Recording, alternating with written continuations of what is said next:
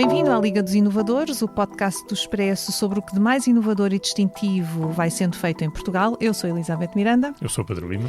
E hoje vamos falar de madeira. Temos connosco como convidado o Pedro Pinhão. O Pedro fundou em 1998 a Tosca, é o seu presidente e Pedro, neste caso Pedro Lima, que está aqui ao meu lado, é provável que muitos dos nossos ouvintes já tenham andado em cima de produtos da Tosca, não é? Incluindo do próprio, porque entre outras soluções, das quais falaremos mais adiante, a Tosca constrói passadiços de madeira. Exatamente.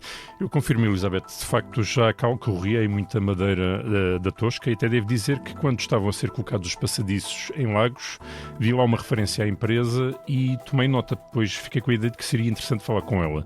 Bem, entretanto no Expresso já fizemos um artigo há cerca de um ano e cá estamos nós agora para conversar aqui com o Pedro na Liga dos Inovadores sobre as inovações da construção em madeira. Portanto, a Tosca não é uma empresa que nos tenha passado despercebida, naturalmente, mas é uma empresa que vale a pena conhecer em mais profundidade e por isso vamos à conversa com o Pedro Pinhão.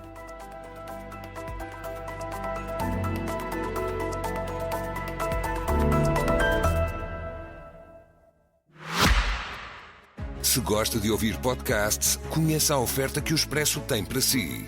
Da política à economia, ciência e cultura, passando pelo desporto. Entrevistas marcantes, análises e perspectivas que fazem a diferença. Ouça em expresso.pt e nas principais plataformas de podcast. Expresso. Liberdade para pensar. Pedro, seja muito bem-vindo aqui à Liga dos Inovadores. Muito obrigado pelo convite, Elizabeth e Pedro. Obrigado às pessoas que nos quiserem ou tiverem a paciência de nos escutar. Efetivamente, a Tosca foi fundada por mim em 98. Temos como atividade principal, como material principal, a madeira. E é a madeira que nós ouvimos aqui no som que nos trouxe, não era? Descreva-nos lá o que é que ouvimos aqui, uma serração? Eu trouxe um som que é um som que me é muito, muito familiar e muito, muito querido, que é o som de uma serra a cortar um tronco de madeira. É um som que me acompanha todos os dias, portanto, faz parte da nossa atividade e eu diria que só falta aqui é o cheiro que normalmente está associado a este som, que é o cheiro da madeira, que também é alguma coisa que me diz muitíssimo. É um som que eu escuto 10 horas por dia. Da vossa serração, da vossa carpintaria. Pode chamar isto a vossa fábrica? Pode. Nós somos um pouco disso tudo. Então, nós pegamos num touro de madeira, portanto, como ele vem da floresta, e vamos-lhe acrescentando operações até chegar a equipamentos, seja uma casa, seja um módulo, seja um passadiço. Portanto, há toda uma sequência de operações, sendo que a primeira normalmente é a serração. A madeira é um material ancestral, não é? Portanto, o que é há de inovador na madeira? O que é que se pode fazer de inovador com isto? Olha, Elizabeth, eu diria que a madeira é um material teimosamente imperfeito. E daí o desafio de trabalhar com madeira é constante, porque não é um material previsível como é o aço ou o betão. Estamos a falar de um produto que tem origem em seres vivos. Árvores, que são cada uma diferente da outra.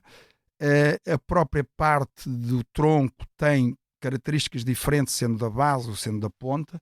Portanto, o material em si é muito diverso e coloca grandes desafios quando temos que trabalhar. O que quero dizer então com isso é que por vezes podem ter surpresas quando chega um tronco, acham que aquilo é de uma determinada maneira e afinal vão ver e é outra.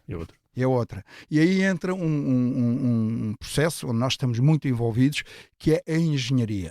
O que é que nós temos que fazer?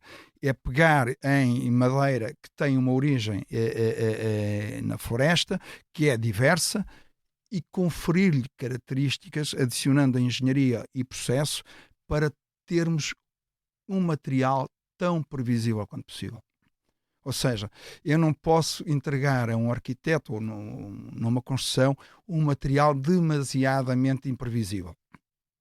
Então a engenharia consegue pegar em elementos, eliminar os defeitos, combiná-los entre eles, de maneira a que o conjunto tenha propriedades e características previsíveis e conhecidas. Aí entra o CLT, que é hoje um material muitíssimo interessante, que estamos a fazer um investimento para produzir, que era todo importado.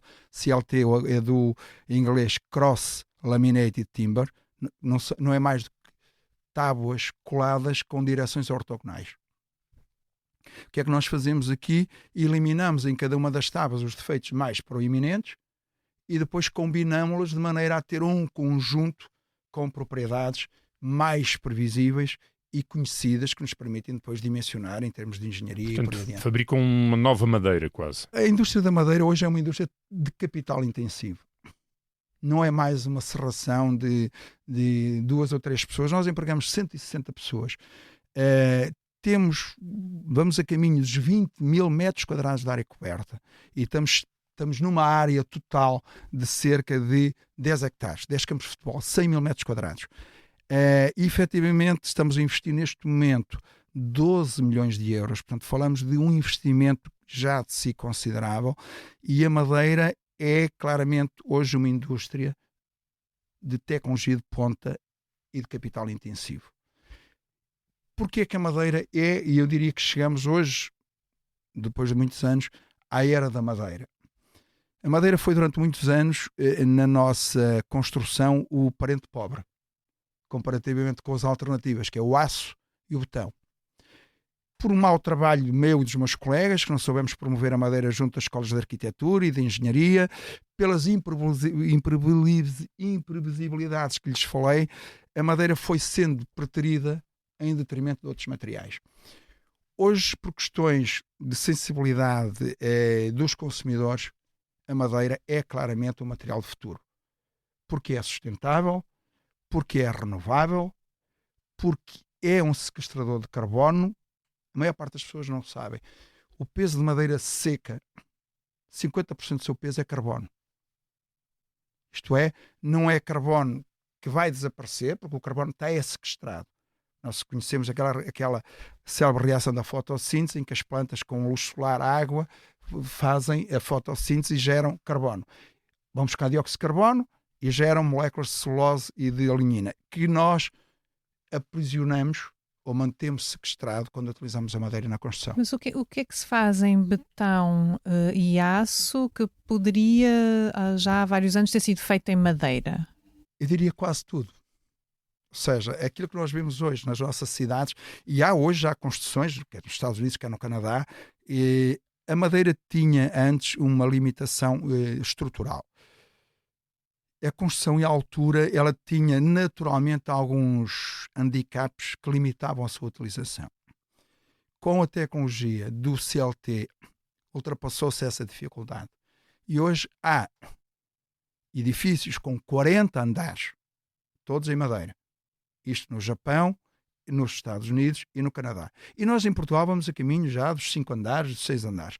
Portanto, não há nada que não se possa fazer em madeira. Qual é a vantagem da madeira comparativamente aos restantes materiais? Primeiro, é leve.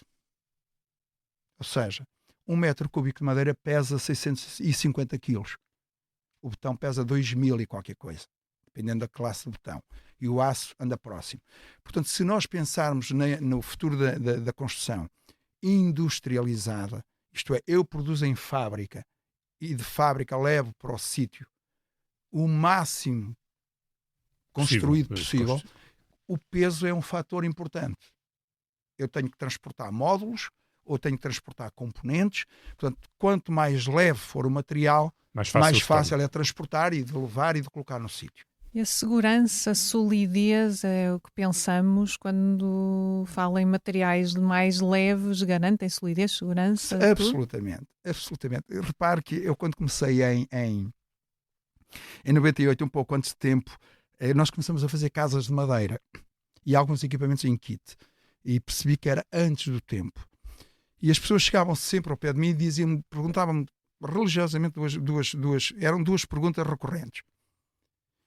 A madeira arde, logo isso é um problema, porque alguém encosta um fósforo e a casa desaparece, e o bicho pega na madeira, agora usando uma linguagem corrente, e se o bicho pegar na casa, eu de repente fico sem casa. Como a casa toda. São perguntas que se fazem 30 anos depois ainda. Mas eu diria que já não. Hoje já não é, essas questões já não se colocam. Portanto, os consumidores perceberam a valia do material, a experiência que foram tendo. Essas questões hoje já não são recorrentes. Obviamente que as pessoas se procuram informar, e na verdade hoje é um material que, do ponto de vista construtivo, está a ganhar um espaço que eu diria muito interessante. Hoje a construção em madeira está na moda? Tá. E eu vou-lhe dizer, Pedro, que a madeira maciça utilizada em construção neste momento, o valor, enfim, não é claro, mas andará entre os 150 e os 200 milhões ano. E as perspectivas, e há estudos vários, apontam para 500 milhões nos próximos 3 anos. Nós vamos mais que duplicar este valor. E vamos duplicá-lo por imposição dos consumidores que procuram madeira para a habitação, porque percebem e percepcionam que é vantajosa, e porque o mercado e a escassez de mão de obra nos vai impor a industrialização dos componentes usados na construção. E por uma razão e por outra a madeira vai ter, e eu não tenho dúvidas, um futuro brilhante. Mas vocês já estão na componente da construção industrializada, estão a dar passos nesse sentido? Estamos, muitos. Muitos e mais. Não só estamos a dar passos naquilo que eu diria a engenharia da construção, que no fundo é o trabalho de um engenheiro e de um arquiteto. Isto é, eu tenho um edifício e agora vou estudá-lo para perceber como é que eu em fábrica o consigo desenvolver para entregar o máximo fabricado no in situ. Mas estamos a fazer mais do que isso. É um investimento que estamos a fazer, que é a montante, um investimento de grande dimensão para produzir os componentes. Entendemos CLT e laminados colados. São, digamos, as duas famílias de produtos que até aqui eram importadas. E eu entendo que nós só seremos verdadeiramente competitivos se formos capazes de ir da origem do processo até ao fim. Deixar de estar dependentes, portanto, de outros fornecedores. Mas também na matéria-prima? A matéria-prima, nós, infelizmente, é um tema que me é caro. Nós estamos com um déficit grande de madeira de pinho. Nós, o ano passado, importamos 1,6 milhões de metros cúbicos. É o déficit, não só para a indústria da construção, mas também para os painéis, aglomerados e tudo mais. Felizmente para nós, nós temos a Espanha, que tem uma área florestal muitíssimo grande. Nos últimos 30 anos, e a maioria das pessoas não se dá conta disto, foi o segundo país da União Europeia onde mais cresceu a área florestal. Primeiro foi a Suécia, depois foi a Espanha. E nós, num raio de entre os 300 e os 500 quilómetros, temos fontes de matéria-prima relativamente abundantes. Não diria excessivamente abundantes, mas temos matéria-prima de forma sustentada e para as próximas décadas. Mas mais em Espanha. Mais em Espanha. Em Portugal não. Em Portugal estamos com um déficit que já é de 1,6 milhões e que tem tendência para se agravar. Mas estamos a falar de madeira de pinho? Aqui importa também salientar uma coisa. Mesmo que nós não tivéssemos déficit, nós teríamos que importar sempre madeira de pinho. Porquê? Porque a madeira do norte da Europa tem características que o nosso pinho não tem. Com isto não estamos... O nosso pinho tem características muito próprias. O nosso pinho é bom, mas o deles é melhor. Usamos sempre que podemos e onde podemos. Okay. Mas independentemente de esta atitude, há aplicações onde nós não o podemos usar todo. E sobre a construção industrializada, quando é que vocês terão essa disponibilidade? Nós já o estamos a fazer. Portanto, hoje já chegam ao pé de vocês e vos dizem que façam aí na fábrica a casa e nós... Nós ainda esta semana entregamos na comporta 12 módulos, ou seja, imagine, são 12, 3 quartos, uma sala, e aquilo tudo vai dar uma casa. E o que nós estamos a fazer lá é somente a assemblagem. Portanto, ou seja, se quisermos, imaginamos que vamos construir isto in situ. Estamos a falar de 380 metros quadrados. Estamos a falar de um exemplo. E nós precisaríamos in situ de 6 meses de trabalhadores deslocados, um estaleiro, fraco controlo, exposição às condições climatéricas e por aí afora. Feito em fábrica, nós teremos gasto em fábrica, suponho 3 semanas, 4 semanas, e vamos gastar 2 semanas in situ. Porque na fábrica nós inclusive conseguimos trabalhar com mulheres, com homens, até com algumas pessoas com limitações, algumas deficiências, E no in situ nós não conseguimos. O in situ são homens, escassez porque as pessoas não querem estar deslocadas, preços altos porque temos que pagar dormidas, deslocações e tudo mais que está associado. Portanto, há uma vantagem tremenda em industrializar. O que é que nos falta neste momento? É otimizar o processo industrial. Isto é, também vai ser mais investimento, fazer como se faz automóveis, em que a gente entra com a madeira numa parte e vai sair com o módulo no final da fábrica. Portanto, fazem casas modulares em madeira, não é? Já estruturas fazem. E tudo mais que tenha a ver com madeira, sim. Sobretudo, casas já para habitação permanente ou mais para férias? Ambas. Já fazem ambas, sim. E há mercado para isso em Portugal? Há bastante. Eu diria que para a segunda habitação é claramente, e eu não sei porquê ainda, a madeira aparece como uma alternativa muito interessante. Para a primeira habitação, e falamos que a grande maioria das pessoas, isto é a minha perspectiva obviamente, no futuro próximo, se vai concentrar numa metrópole que começará em Braga e acabará em Setúbal, eu diria que nós teremos que construir em altura. E aí entra aquilo que estávamos a falar, CLT de forma intensiva, lamelados de forma intensiva e engenharia. Pedro, mas é natural que ainda algumas pessoas perguntem mas aquelas casas ardem mais do que as outras, porque são em madeira. O que é que vocês respondem relativamente a isso? Ardem mais ou nem por isso? Não, isso é um sentimento humano. Exato, claro. Que a madeira arde, nós sabemos que arde. É provavelmente os materiais mais robustos em relação ao fogo. E eu repito isto, é provavelmente os materiais mais robustos em relação ao fogo. Nós lembramos todos... É contraintuitivo. É contra a natura. É aquilo que nós achamos que não é assim. Nós lembramos todos do que aconteceu nas Torres Gêmeas, no World Trade Center, que não era feito de madeira. Era feito de betão e aço. E colapsou. Porquê? Porque nós, quando temos uma construção... A taxa de combustão é proporcional à carga térmica que tivermos dentro do edifício. Seja ele construído no que quer que seja. E nós dentro das nossas casas, e aqui o que temos, tudo arde que está aqui dentro.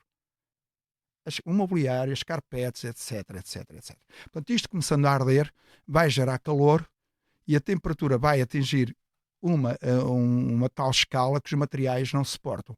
Seja o aço, seja o betão. A vantagem da madeira é que tem uma taxa de combustão conhecida, nós sabemos qual é, cerca de 1,5 cm por hora.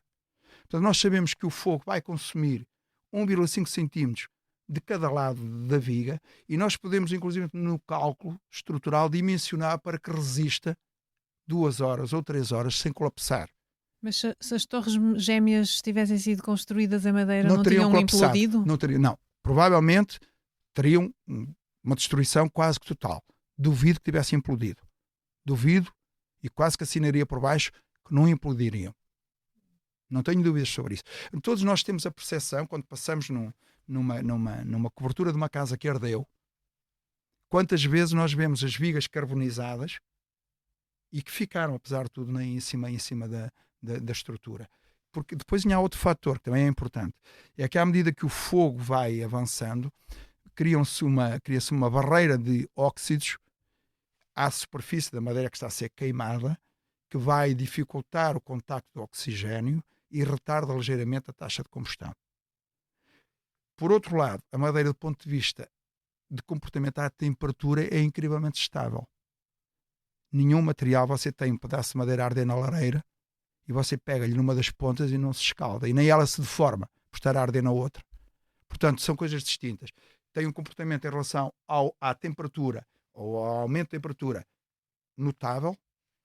É verdade que arde, é uma taxa de combustão conhecida e que não é, do ponto de vista de desempenho, menos eficaz do que uma estrutura de betão. Mas vocês também têm materiais de anticombustão que aplicam nas madeiras. Temos, mas não depositemos nisso muita expectativa, porque são produtos retardantes, não obstam a que a madeira deixe de arder, retardam a taxa de combustão e são produtos que ao longo do tempo vão perdendo a sua eficácia. Portanto, não é solução, diria, definitiva. Pedro, daqui a quantos anos é que espera ver um prédio de 50 andares construído em Braga ou em Lisboa? Nos próximos 3.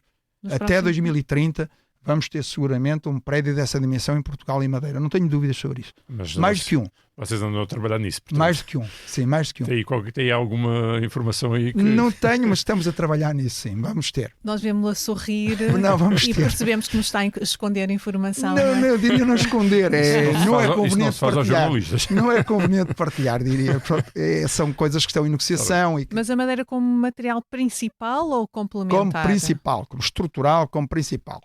Imagino que é um edifício que você vê atualmente em construção em Lisboa, em betão, ser feito em madeira. Mas já agora, olhando para em Portugal, há um edifício icónico para si, já foi construído em madeira, se fosse assim, algum projeto ou alguns projetos que considerasse relevante? Aquilo que foi de algum modo marcante e que trouxe para o país a primeira noção do que era possível fazer em madeira foi o pavilhão aqui construído para a Expo 98, que agora se chama o Arena qualquer coisa. E claramente aqueles pórticos, aqueles vãos curvos, foi o demonstrar a potencialidade da madeira que nós não conhecíamos até ali. Repare que nós fomos muito fortes a usar a madeira. E a Baixa Pombalina está assente em cima de estacas de madeira, e a madeira, para nós, as coberturas eram feitas em madeira. Alguns ali, a partir dos anos 40, 50, nós fomos deixando a madeira por questões de mão de obra, por questões dos outros materiais se terem imposto, a madeira foi ficando para trás, e eu penso que agora estamos a recuperar o tempo perdido. Mas também há formas de tratar a madeira para que ela dure mais tempo. Sim, claro que sim. E há vários processos. Nós usamos 2. Um que é o processo químico, que é um processo por vácuo e pressão, que é a madeira que usamos nos passadiços. O que é que nós estamos a fazer? Nós estamos a conferir longevidade à madeira. A madeira é um produto natural que, cortada a árvore, entra necessariamente em decomposição. Há predadores, há fungos, há parasitas que se alimentam da celulose e da lignina, que se responsabilizarão pela sua decomposição. O que nós fazemos é, tratando a madeira, evitar que esses fungos, esses predadores naturais, se alimentem da madeira. E com isto a madeira, imaginemos que exposta ao tempo, sem tratamento, duraria 3 anos, nós fazemos com que ela dure 30. Portanto, estamos a acrescentar-lhe uma quantidade substancial de tempo de vida. Sendo certo que depois haverá de chegar ao final de vida, naturalmente. E há uma questão que as pessoas também se colocam, é se a madeira queimada serve para alguma coisa. Pode ser aproveitada para alguma coisa ou não, ou ela fica completamente destruída e não tem... Eu às vezes tenho receio de falar sobre madeira queimada, porque a floresta é um tema que me é caro. É óbvio que a madeira queimada perde valor. Agora, há um mito urbano que diz, mas depois vale a mesma coisa, depois é comprada mais barata. A madeira perde valor. Agora, o valor que perde é proporcional ao tempo que medeia entre o fogo e a sua extração e entrega em fábrica. Portanto, sabemos que cada dia a madeira entra em decomposição e se esse tempo for longo, pois a madeira chegará à fábrica já sem grande potencial, a não ser para aquelas utilizações menos nobres, que é os painéis de aglomerados e coisas desse género. E tivemos agora muita madeira destruída. Tivemos, infelizmente. Com as tempestades. A questão também é que se coloca se essa madeira não terá sido aproveitada. Nós ainda estamos a aproveitar, porque essa madeira, apesar de tudo, foi no inverno. No inverno as árvores estão com teor de amido inferior, a temperatura é mais baixa e digamos que ela ainda está, aos dias de hoje, ainda está aproveitável. Nós, Tosca, estamos a aproveitar alguma. Ok. Mas outro tema que também se coloca muitas vezes é se a construção em madeira depois não fica muito quente para as pessoas no verão e poderá ficar mais frio, mais interessante no inverno. Não. A madeira, até do ponto de vista térmico, é um excelente isolante natural. O que é que nós temos basicamente dentro das células de madeira seca? Temos ar. Portanto, o ar, sabemos, é um belíssimo isolante. Portanto, eu quando tenho uma parede em madeira, ela funciona-me como uma barreira a diferenciais térmicos, sejam para mais, sejam para menos. Isto é, se eu tiver uma temperatura superior no exterior, A parede de madeira funciona como uma barreira para não deixar passar o calor para o interior e vice-versa. A outra coisa que a madeira tem muito importante, e essa é mesmo importante, é que sendo um material poroso e é um material higroscópico, tem um efeito regulador na umidade. Nunca você encontrará umidade condensada no interior de uma casa de madeira. Porque à medida que a umidade aumenta, a madeira tem a capacidade de a absorver e de a fazer sair. Aliás, aquele cheirinho que nós notamos quando estamos dentro de uma concha de madeira não é mais do que as moléculas da água a fazer este processo migratório que arrancam alguns bálsamos do interior e que o nosso nariz percepciona. Mas a água não pode fazer apodrecer a madeira? Não. Vamos falar de moléculas num estado gasoso, não é. Faz se tivermos madeira em cima de terreno úmido ou imersa em água ou coisa do género. Este processo é um processo de osmose migratório natural que não tem nenhum impacto no desempenho. Isso permite-nos saltar para aqui para outro dos vossos produtos, os passadiços, não é? Que nós falámos na introdução. Vocês fizeram muitos quilómetros de Seguramente passadiços. Fizemos a maioria deles em Portugal. A maioria dos passadiços em Portugal são nossos. vossos. Portanto, nós estamos a pisar quilómetros de madeira trabalhada. Quilómetros, bem dito, Elizabeth, quilómetros. E eu diria que outro material permitiria que se usufruísse de belezas como a paiva sem um impacto fortíssimo, sem destruir, sem agredir aquela paisagem. O paiva estava lá, só era conhecido por pescadores. E nós com madeira, sem destruir, sem terraplanar, sem agredir, nós conseguimos que as pessoas desfrutassem daquela beleza rara, respeitando o que lá estava. Que outro material permite isto? É daí a nossa pergunta, precisamente, porque nós vemos agora em muitas praias, nomeadamente não numa zona como os passadiços do Paiva, mas em muitas praias vemos passadiços já feitos por outros materiais compósitos. É verdade. O início da minha conversa começou porque a madeira é um material teimosamente imperfeito. E a tentação de encontrar materiais que tenham as qualidades da madeira e que não tenham os defeitos da madeira é grande. Até já eu fui tentado a fazer composite deck e desisti em boa hora que desisti. A verdade é, são materiais que têm o seu espaço e eu não temo a concorrência deles. A longo prazo, a madeira sobreviverá e impor-se-á nestas soluções. Agora, não podemos, eu sou suspeito para falar, dizer todos os outros materiais não são bons. Alguns terão o seu espaço próprio. Eu diria que em algumas utilizações que estamos a usar madeira, está-se a usar materiais que eu acredito que não tenham um desempenho brilhante no futuro e que irão dar novamente lugar à madeira. E vocês continuam a ter projetos de passadiços, não é? Quer dizer, parece que agora em todo o lado há passadiços, e ainda bem desse ponto de vista, porque conseguimos usufruir a natureza. Sim, nós só aqui em Sintra acabamos de fazer um agora na Praia Grande, estamos a falar de um passadiço de 3 km e qualquer coisa, próximo dos 4. Estamos a fazer em Praia da Altura, um também substancial, 1500 metros lineares. O Paiva são 3,8 km, estamos a recuperar de queimados. Em Sernancelho estamos com mais 1,8 km, se não estou em erro. Portanto, não só estamos a fazer passadiços novos, como infelizmente estamos a recuperar alguns que, por estarem em espaço natural, se queimam. O Paiva, infelizmente, tem ardido algumas vezes. Tem sido recorrente, Sernancelho também foi, infelizmente. E é um assunto que nós temos que tratar também, que é nestes passadiços de montanha arranjar um sistema que nos permita defender-nos do fogo. E eu creio que é possível. O que é que poderia ser? Eu diria que nós temos água próxima.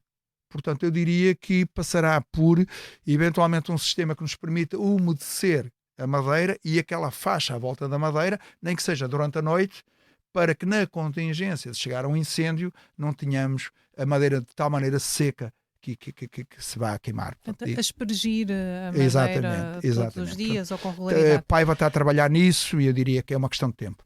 E fazer um passadiço é sempre igual ou cada um tem o seu desafio próprio? Cada um, em princípio, tem que ser desenvolvido para aquele local específico. Imaginemos que nós estamos no Paiva com sítios onde efetivamente chegamos com madeira só à mão. Não há nenhuma máquina que leve lá a madeira.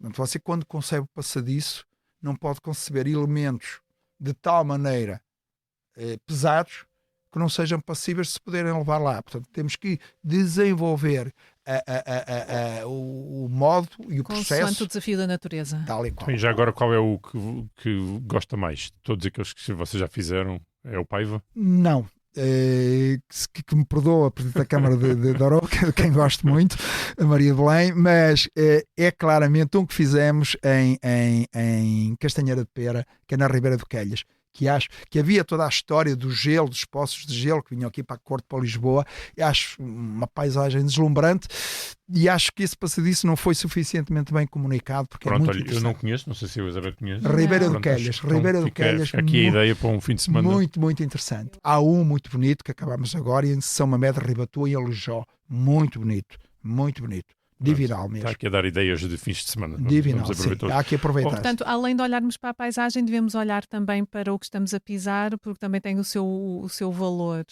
Eu diria que desfrutar de um passadiço é, se possível, imergir em tudo aquilo que está à volta. A natureza, os sons que se escutam e também a dificuldade muitas das vezes com que aquilo se construiu e já agora o mérito de o ter feito sem destruir o que lá estava. Uhum. Pedro, estamos aqui fora das vantagens da madeira e as pessoas, se calhar, passado estes minutos que temos estado aqui a conversar, perguntam-se como é que eu tenho uma casa de madeira assim mais simplesinha? E agora imaginando que nós temos um pedaço de terra, quanto é que gostaria de ter uma casa simples, básica, em madeira? O pedaço de terra é sempre a parte mais complexa, claro. Porque muitas das vezes as pessoas chegam até nós dizendo eu tenho um terreno e queria lá, sobretudo sou na habitação, e queria colocar lá uma casa de férias ou uma cabana e acha-se sempre que o facto de ser em madeira que não obriga a que se percorra todo o processo, desde logo que o terreno dê para construir, e obriga. Claro. E obriga, não há nenhuma, a madeira em si não tem nenhuma prerrogativa especial. Agora, ultrapassada a questão do terreno e da permissão para lá construir, eu diria que você hoje pode ir de 900 euros metro quadrado até 1.200 euros, 1.500 euros metro quadrado, dependendo agora do patamar de qualidade que pretende, e também a arquitetura também tem aqui um papel importante. Portanto, as casas de madeira não têm e não devem ser uma coisa simplista. Podem e devem ter arquitetura, e a arquitetura é-lhes aplicada da mesma maneira que é aplicada aos outros materiais. Portanto, o que está a dizer é que lá por parecer que é um pré-fabricado não achem que é mais barato. Eu já tenho hoje receio, eu creio que toda a gente, usar o termo pré-fabricado, porque tem uma conotação de baixa qualidade. Eu diria hoje é fabricação industrial. E com controle numérico, com robôs, com CNC, com engenharia e muito mais controlado muitas vezes que a construção in situ. Mas o pré-fabricado, porque tem a ver com, a seguir a 74, uma certa necessidade de construção que se fez rapidamente e que ficou a ideia de construções de menos qualidade. E falou há pouco da arquitetura. Temos arquitetos que já estão sensíveis ao... Estão a fazer o seu percurso, sim, claramente. Hoje há muito arquiteto já muito interessado e já com muita experiência em madeira. Portanto, eu diria que a arquitetura está a fazer o seu trabalho e diria que hoje já não é handicap para a utilização da madeira. Ok.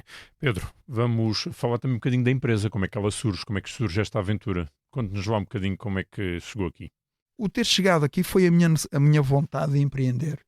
Eu fui 13 anos funcionário de uma empresa, era quadro superior, tinha um bom salário, e a dada altura troquei isso porque eu queria mesmo fazer uma empresa. E devo-lhe dizer que a primeira ideia era fazer umas casinhas pequeninas de madeira que eu tinha visto numa viagem, eu trabalhei na Alemanha, e tinha visto numa viagem que eu tinha feito comboio no Reno, e via na margem do rio as pessoas que iam de Colónia e de outras cidades, tinham lá um talhãozinho de terra, iam no final de semana para lá fazer a agricultura e depois tinham uma casinha pequenina onde faziam um piquenique e guardavam as ferramentas.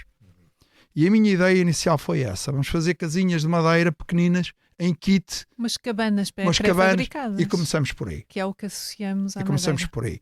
Comecei isto em 98 e eu não tinha dinheiro suficiente para comprar o terreno.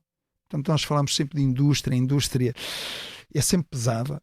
É terreno, é máquinas, não é um processo fácil. Fui, na altura, bastante ajudado pelo Presidente da Câmara da época, que me facilitou o pagamento do terreno e que me disse: se você quer mesmo fazer uma fábrica, eu vou-lhe dar a possibilidade de me pagar o terreno daqui por 2 anos.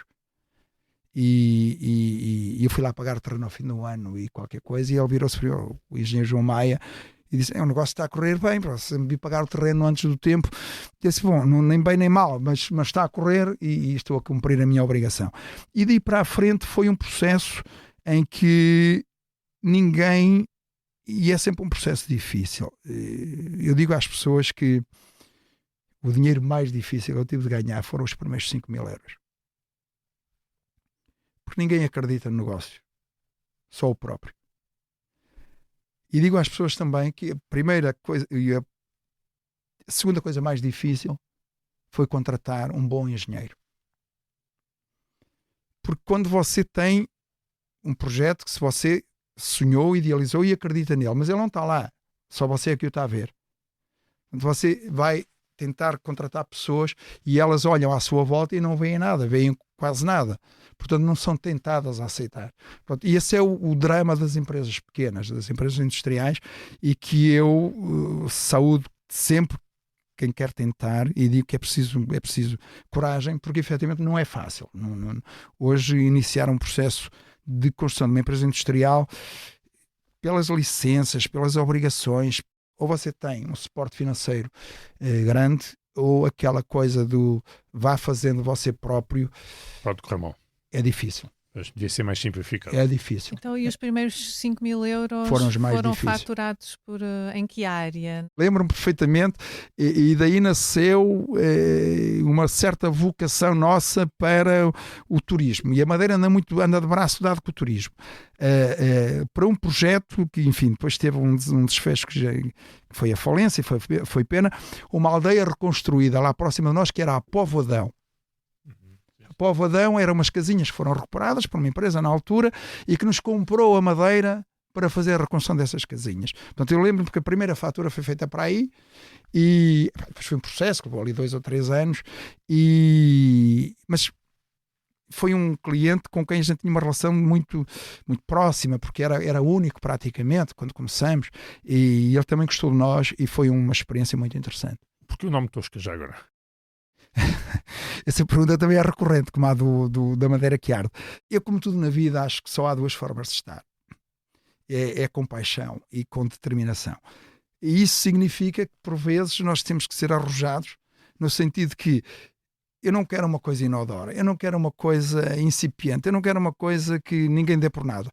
Então o nome Tosca eu acho forte e está sempre ligado ao material que nós adotamos como o nosso, a madeira. E então, por que não Tosca? Porque Tosca até é um produto supostamente, eu não diria má qualidade, mas primário. E eu achei que esse nome Pegava. Pegava. E pegou. E eu acho que sim. Estes anos todos. Eu acho que sim. Pedro, o nosso tempo está a passar, mas há uma paixão que o Pedro também tem para além da madeira. Sim, essa claramente não é para ganhar dinheiro, mas é uma paixão, sim, que é a apicultura. Não é? Desde os 6 anos, sim. Desde os 6 anos? 6 anos. Aprendi com 6 anos. Na altura nem sequer usava luvas, porque a minha mãe nem havia. A minha mãe permitia-me, quando muito, usar nas mãos umas meias rotas, e foi assim que aprendi. É de facto uma atividade que hoje tenho uma empresa, chama-se, já agora passa a publicidade, Rompecilha, e a marca é Cilha. Temos 1.200 colmeias, trabalhamos muito na polinização do amendoal e de outras coisas, e hoje é uma atividade, mas é alguma coisa onde eu encontro paz, equilíbrio e curiosidade tremenda, que hoje aos 63 anos eu acho que ainda não descobri tudo. Aprendes muito com as abelhas, não é? O que é possível descobrir com as abelhas, é incrível mesmo. É impressionante. Eu entendo que os apicultores são, de um modo geral, apaixonados, porque aquilo é tão fascinante. O mundo é tão aqueles insetos organizados em 60 mil indivíduos ou 70 mil, comunicando por movimento de asas e por química.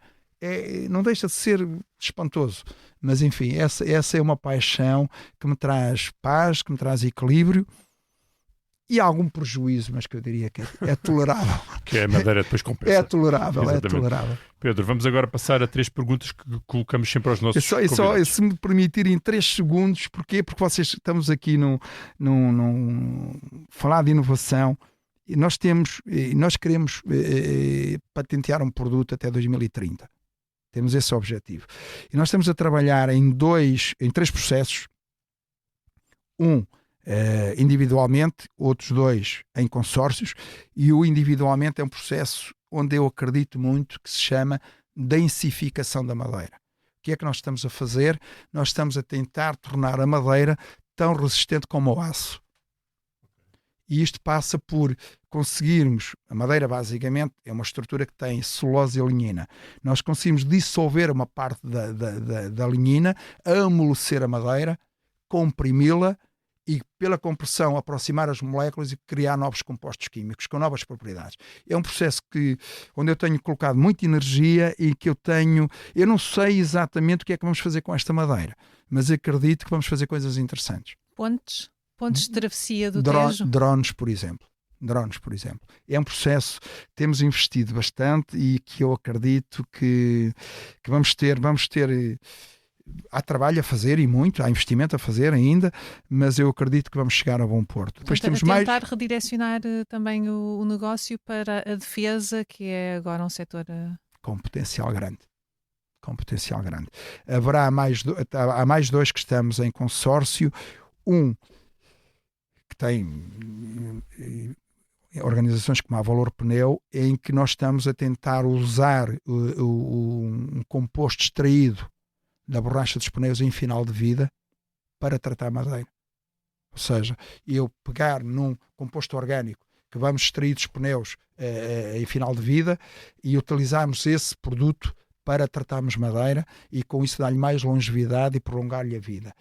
Há um outro que inclusive tem uma empresa estrangeira, que é chilena, em que nós estamos a tentar extrair da casca do pinheiro corantes que nos permitam fazer tintas naturais também para utilizar na pintura da madeira e eventualmente no tratamento barra pintura. Ok, portanto são projetos promissores que têm em carteira.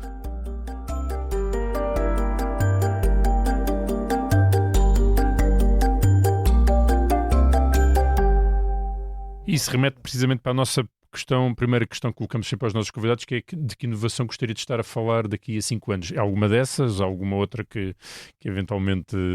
Eu diria que daqui por 5 anos... É o prédio de 50 Não, andares. Isso será antes.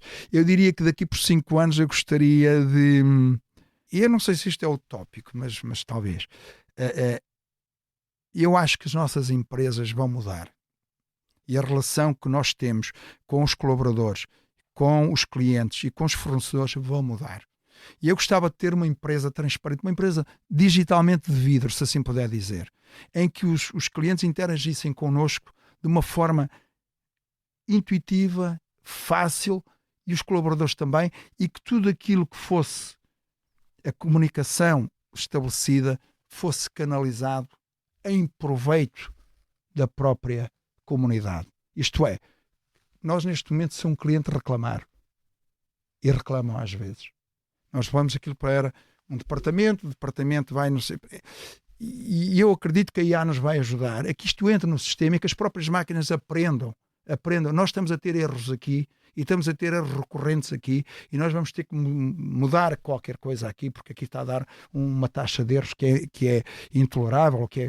E eu acredito que é por aí que nós vamos caminhar. Não tanto por produtos, vamos inovar produtos seguramente, mas a relação que nós vamos ter com os nossos clientes, com os nossos colaboradores, não é mais a mesma que nós tínhamos. Eu hoje não consigo atrair ninguém de talento prometendo-lhe um grande salário, apenas. Não consegue? Não. Com um grande salário não consigo. Mas, se não lhe propuser desafios, se não lhe propuser crescimento, se não lhe propuser coisas novas, se não lhe propuser realização pessoal, o salário só não chega. Portanto, e nós temos que ter esta percepção. A nossa relação hoje com o trabalho mudou. Hoje nenhum miúdo sonha estar 8 horas numa fábrica. Portanto, e nós temos que ser capazes de criar, porque o único recurso escasso, na minha perspectiva, no mundo, atualmente, é o talento. O capital já o foi, já não o é. As pessoas já o foram, não o são. O talento, sim. Aquelas pessoas que, na sua função, são melhores que o comum dos mortais. Essas são escassas. E essas nós temos que atrair. E já não é com salários. Portanto, nós temos que ser capazes de criar organizações, processos que atraiam pessoas talentosas. De outra maneira, estaremos condenados a trabalhar sempre no baixo preço. E é uma questão que me incomoda, sabe? O país não tem sabido crescer em termos de valor acrescentado bruto e de produtividade. Não é que a gente trabalhe, que até trabalhamos muito. Trabalhamos muitas horas. Agora, temos é que trabalhar melhor, com melhores resultados e provavelmente menos. E esse é um desafio que eu acho que a Tosca tem que aceitar para os próximos 5 anos. Olha, e a empresa, o concorrente que mais admira? Ou inveja? Eu admiro muito. É uma empresa, e repare no número que lhe vou dizer, tem 700 anos. É europeia. Foi fundada em 1200. É nosso fornecedor. Chama-se Stora Enso. Começou por ser Stora, era sueca, depois compraram ou fundiram-se com a Enso e é uma empresa incrível. 700 anos de história acumulada. Aquilo, quando você entra, você respira cultura, respira... tudo parece que está no sítio, tudo parece que é natural. Numa empresa gigantesca, tem várias fábricas pelo mundo, e eu às vezes digo, a minha obrigação é levar esta empresa tão longe quanto possível. Mas esteja onde estiver, ficaria muito orgulhoso que alguém dissesse 200 anos depois está aqui a Tosca. De facto impressiona-me como é que uma empresa... Quem sabe 700? Já não vou tão além, mas impressiona-me uma empresa estar viva 700 anos. É incrível. Verdade, mesmo. É incrível mesmo. Muito bem. E por fim, quem é o gestor que mais admira? Empresário, claramente, é o engenheiro Belmiro. Mais suspeito, porque é meu amigo, o engenheiro Carlos Martins da Martifer. É meu contemporâneo, somos amigos. Admiro muito também a coragem dele e o que ele tem feito na indústria. Gestores, Dr. Paulo Macedo, porque é público, por onde passa, de um modo geral, acrescenta resultados e acrescenta valor. Não o conheço, mas tenho admiração pelo trabalho dele. Tenho muita admiração, sim. Muito bem. Pedro, vamos ficar por aqui. Muito obrigado por ter pena, vindo. O tempo foi rápido. O tempo voa, é sempre esta frase que estamos sempre a dizer, mas teremos de ficar de facto por aqui. Agradecemos muito a sua presença aqui na Liga dos Inovadores, a sua deslocação de Oliveira de Frades aqui até aos nossos estúdios. Eu sou o Pedro Lima. Eu, Elizabeth Miranda. Em estúdio connosco temos o João Luís Amorim, no apoio à gravação e também no apoio à edição, e a sonoplastia é do Hugo Oliveira. Na Liga, contamos com o apoio do ex-ministro da Economia António Costa Silva e dos professores Isabel Rocha e Ricardo Paes Mamed, que são os nossos curadores. A fotografia é de João Carlos Santos e a capa de Tiago Pereira Santos. A coordenação de Joana Beleza e Miguel Prado, a direção de João Vieira Pereira. Siga e subscreva a Liga dos Inovadores na sua plataforma preferida ou em expresso.pt.